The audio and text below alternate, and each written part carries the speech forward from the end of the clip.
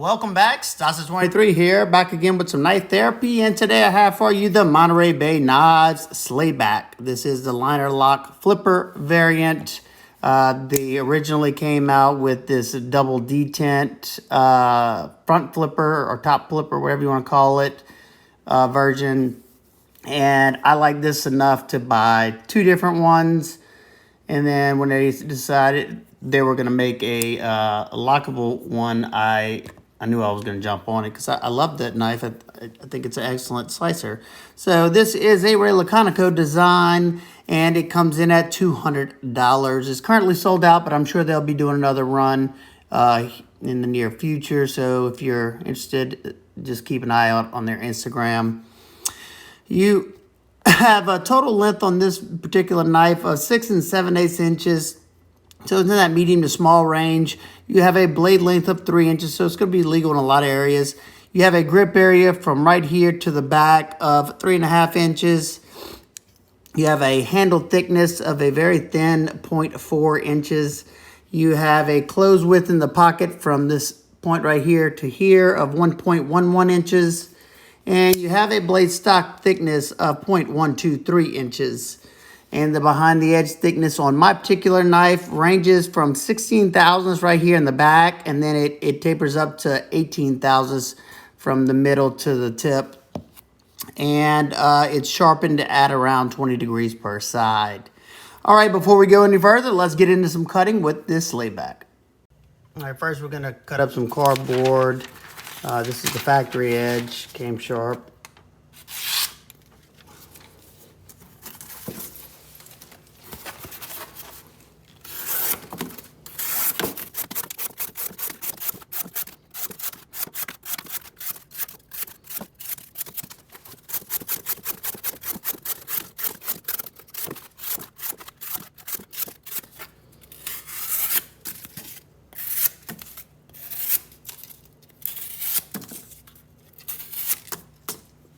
All right, this thing performed very well. I love those straight edges for these type of cuts, especially cardboard, so you can stay in the cut. You have a lot of power behind the cut.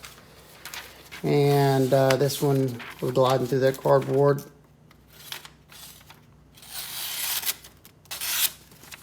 Maybe my fault.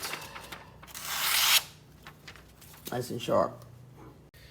All right, I'm gonna cut up some 1/2 inch twisted scissor rope.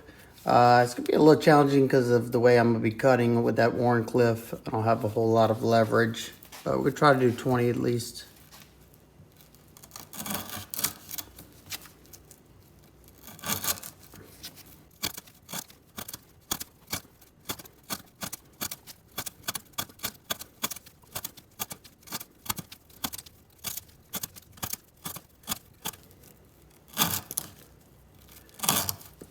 All right. I ended up going ahead and cutting 30 because it was super easy. Especially using that front tip. It's nice and thin up there. It was gliding through. And usually Warncliffes are hard to use on this flat surface. Up there in the front. Nice and sharp. All right, we got to cut up several different types of material. 1 inch dense tubing with some nylon. 1/2 inch dense tubing, some 1/4 inch bungee, some denim, and some actual seatbelt material, not easy to cut, and some thick saddle leather. Get started with the leather.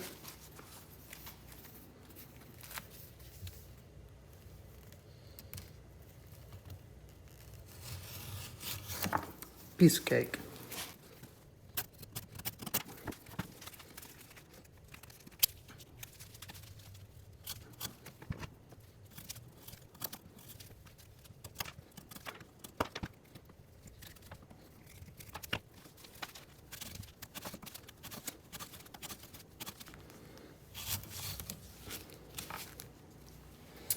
All right, so far this thing's been a performance beast. No play, good lockup still, and just gliding through material. Oh. And that ZDP remains razor sharp. All right, we're gonna test the ergos and see how well this edge is still biting on this pine 2x4. I'm gonna use this back side. I've already done the front with another knife. Let's see.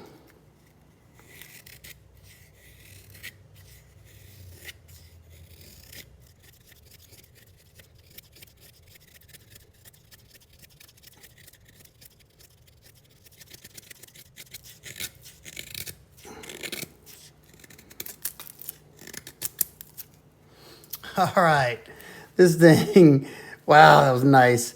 You can see I first started taking some fine curls, as you can see right there, and I slowly start working the pressure up so I can really see how that's gonna feel when you're putting pressure behind the cut. And you can see I was just trying to take some deep chunks out of there. This thing, that's one other good thing about this Wharncliffe. It just wants to bite. It's not trying to slide out of the cut. I can just keep going forward with the motion, and did awesome. Man, this thing's been super fun to cut with. Ooh-wee. Ridiculously sharp. Well, alrighty, I hope y'all enjoyed that cutting footage. I definitely did, because this knife performed outstanding. It was a good slicer. It performed pretty much every task. Excellent.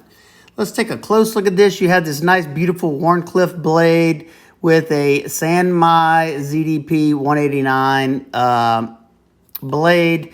Sanmai basically is two steels.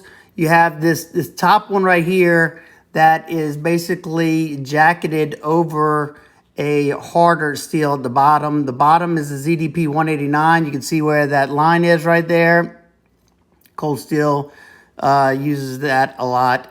And the topper one is a softer, more corrosion resistant stainless steel than the bottom harder non-stainless. So the added benefit to a Sanmai blade is you get added strength because this is a softer stainless, and you get that corrosion resistance. So some people love that, some people don't. I'm in the kind of middle right there. You got this nice long swedge that goes all the way to that tip, and you have a needle-like tip. It's a dainty tip. You're not going to want to do any kind of hard task with that tip, you know. And so it was said that this was rock welded like 67, which is outstanding if that is the case. This side of the blade is completely sterile. You have like a high satin, almost like a polished finish on there. It's okay. It's definitely a fingerprint magnet. You do have a flat right here. This is a flat ground blade. Turn it over. You have the Monterey Bay Knives logo right there, and the designer Ray Laconico on the top of the spine. Very tastefully done there. No jimping up here. I don't think it's needed. That blade it has a nice flat, and it kind of ramps up right there, as you can see, and it like makes a bowl going like that for the swayback pattern. Close it up. You do have jimping on that flipper tab. You can either light switch it, or you can get a much more snappy action with that push down, push button action. The jimping is not too aggressive, and it's not really uncomfortable. I find the push button method to be a much snappier action. That's the one I've been using. You do have a sharpening tool right here that was executed nicely. It does clear the plunge, so as you can see, you don't have any smile back there. Nicely done. Just a nice little Spanish notch right there. Close it up. The knife is very, very smooth. Even though you have that very light blade, you can still drop it into the handle. It is riding on ceramic bearings and a ceramic detent ball.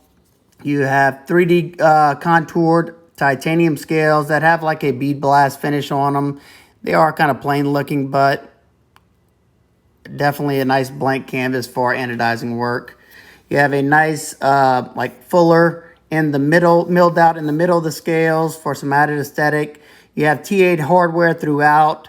Nice hardware here too in the back, and also in that pivot.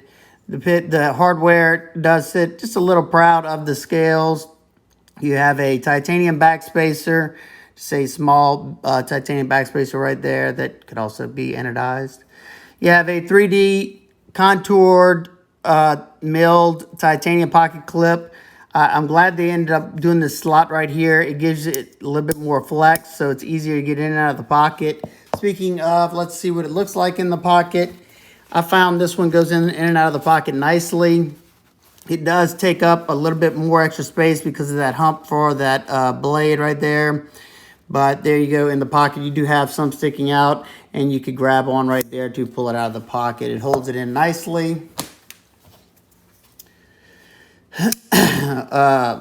This is a this is a stainless steel locking liner. It is nested in the titanium right here. You don't have anything, you don't have any liner on the show side because you have titanium scale. This lock bar does sit a little proud. As you can see, it even sits a little proud of the backside scale. I thought that would be an issue when cutting, but I didn't notice it at all. It does make it easy to disengage that lock very easily. You have about a 30% lockup somewhere in that vicinity. Ergos, in my opinion, were nice. You have those contoured scales. You have a pretty neutral handle. You don't have that very exaggerated kick up like some Slaybacks do, to where it feels like you need to be holding it like this. But if you did want to do some pull cuts like that, very comfortable. It was comfortable in the hammer grip. It was comfortable in the saber grip. I don't do any cutting really in this reverse grip, but it is comfortable as well in that grip. And it just breezed through pretty much everything I put it through. And yeah, this edge is still got a nice sharpness to it. I don't know. Let me see real quick. Yep, it's still popping hair. Let's see if I have any left on there. Yep, nope. There's some. There you go. You can see two of them right there that kind of fell on there. It's still popping hair after all that cutting. I didn't do any stropping, no nothing like that after all that. So very, very impressed. It's definitely, I can't say for certain that it is a 67 Rockwell, but I will say it has to be up there because it still has that very keen edge to it. Let me see. No, really, I don't feel any real deformation to that edge, dragging it along my fingernail, because if it did, for those of you who don't know, when you do that, you can usually feel, chips, rolls in the edge. It'll like bump. It's more like a glassier feel other than that whenever you got a nice fine apex. Let's get some size comparisons out of the way.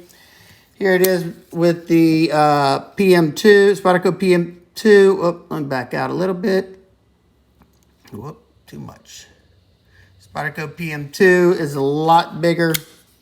And you got the Para 3, which is more closely in the size of the Para 3, but it's smaller than both. It's a good bit smaller than both. Also, let's see, you got the Ontario Rat Model 1. That's going to dwarf it. As you can see, it just swallows the knife. And here's the Rat 2, which is a pretty small knife. But you do have about the same, if not more. You actually have more grip area on the Slayback. But there you go. It's closer in size with the Rat 2. And two more quick ones. You got the Benchmade Bug Out, which is going to be a good bit bigger. And this one's a lot closer in size. This is the Quiet Carry Drift. See, they're pretty darn close. The Drift is just a hair longer. But that's the closest I had with me in length. All right, nitpicks, complaints. I wish they had a blade steel marking like right here or something, especially using a blade steel like ZDP-189. Put it, somewhere discreetly. I think it would have been nice. Or even really small, like some companies do, like Civivi, right there. Just so you know what blade steel it is if you were to buy it secondhand or something and you didn't know. You could always go check their site, but Just a little nitpick. Also, the liner is a little thin, but you're not going to be doing any crazy hard tasks with this type of knife. This is going to be an excellent EDC slicer. Breaking down boxes, getting into packages, cutting up plastic, rope, you name it, that kind of stuff would be excellent in my opinion. And lastly, Sanmai, I'm kind of, if you are buying this as a safe queen or something, don't ever cut anything like cardboard or anything like that with it, because more than likely you're going to get scratches on this top part because it's softer steel. And also you will get some variations. You can see that line's where it's at right there. If you flip it over, it kicks up on this side. That's just the nature of the beast with Sanmai and how it comes out. So other than that, I have really been enjoying the knife. I would like to see a little bit of flare right here. Maybe, I don't know. I'll do it myself. But it is a little plain looking, but I like the action. It is an awesome slicer so far, and I will keep on using it, and I'll do a long-term update when it comes. So if you have any questions, comments, concerns, please leave them down below. I hope everybody's having an absolute wonderful day. I will see y'all on the next one. Peace.